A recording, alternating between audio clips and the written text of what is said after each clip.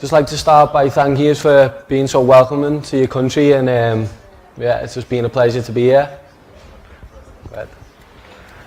The outline of this presentation, I'm going to talk about how I felt I was valued by the organisers of the Games and how it made me feel, and in turn the delivery that I give to the Games. So first I'll look at pre-event.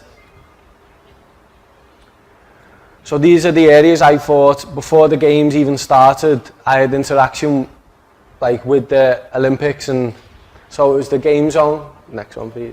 The Games Maker Zone. This was an area that we could log into and book our training and get updates, so we knew what was going on, what needed to be done, and when we could book it. But it gave us choice as well. So we weren't set to just one time. We could, when we were available, we could go, and do you know what I mean? So it fitted in with our schedule. So it felt like they wanted to help us as much as we wanted to help them. And then collecting uniform and accreditation. I live quite a way away from London, so I had to travel down to collect my uniform. So this gave me a chance to see the city I'd be travelling to. And obviously it's totally new to me as well, so travelling to a new city allows you to get your bearings, understand what the place is like that you're going to be travelling to eventually.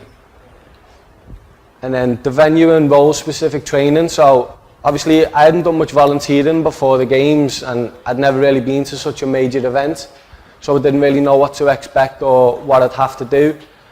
So this training, it allows you to understand your role, and specifically within your venue as well. So we got to see the venues before they'd open to the general public. So again, you felt valued and that they wanted to help you, and they really wanted you to be at the Games and give as best as you could give. And then during the event as well, not only was, obviously we were volunteering, so I was a Tribune member at the basketball, but we all shared the Games Maker uniform, so it was different to the ones that the torchbearers wore. But as you can see, there's me at the stadium. But with this uniform, it made me feel proud, it made me feel part of a team. So there's 70,000 volunteers.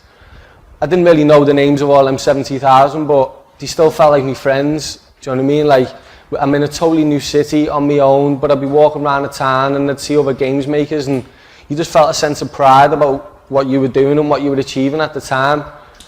And then, sorry, on to the next one. So that there is again, just them unveiling the uniform for different areas. But even like people higher above, they had the same uniform, so it weren't like they were superior to you. So you still felt comfortable, even though they were your managers and stuff, you still felt like you could approach them. They didn't look down upon you, and even though they had authority, they didn't like push it upon you. And then free travel as well. It's obviously London's a big city, and I'd never been to the city before until I went. So I'll just wait for that.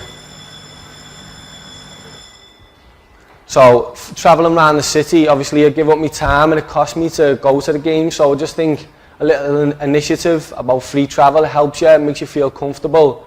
And just to get around the city, and it made you feel a bit exclusive as well, like you could just walk through and go to your shift. So although you're about to start a stressful shift, it sort of took away the hassle of getting there. It was easy and it made you feel comfortable.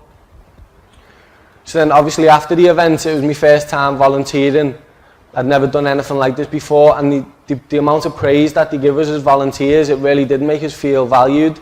They didn't pay us at the time, and it cost a lot of time and money for ourselves, but it definitely was an investment, and I think that's what everyone shared here today. It's an investment that you put in for yourself. You don't automatically get rewards for it, but in the long run you do. Like, I wouldn't be here now nervous speaking to you if I didn't volunteer at the Games, or it just inspires you to do more as well, definitely. And I think a message to you as well, if you're going to be volunteering at Sochi, is you've got to be proud of your country. People all over the world will be coming to Sochi, and you'll be the face of Sochi. So when people come, you're the first people they'll see. And when they leave, you'll leave a lasting impression on them. So you will make the Games to them, although they come for the events. When they come and they see you, basically you are the face. So if you make them feel welcome, which you've done for us, we've never been to Russia before, and you make them feel welcome like you'd have done to us, I think you'll have no problems.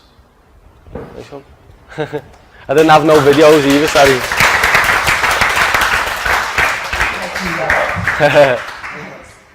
Does anyone have any questions?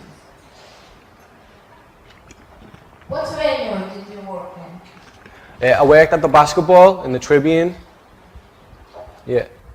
Sportsmen? Sportsmen and women, yeah. So I helped the reporters. I give out team sheets, and then you got to watch the games as well, as long as you still done your role and ensured everyone was okay. What was the best game you saw? Can't really remember. I remember seeing one with Argentina, and the crowd there, they really got behind the teams and stuff. And I seen the Russian women's as well. They were tall, but they were very nice. Any other questions? Thanks a lot. Nice one.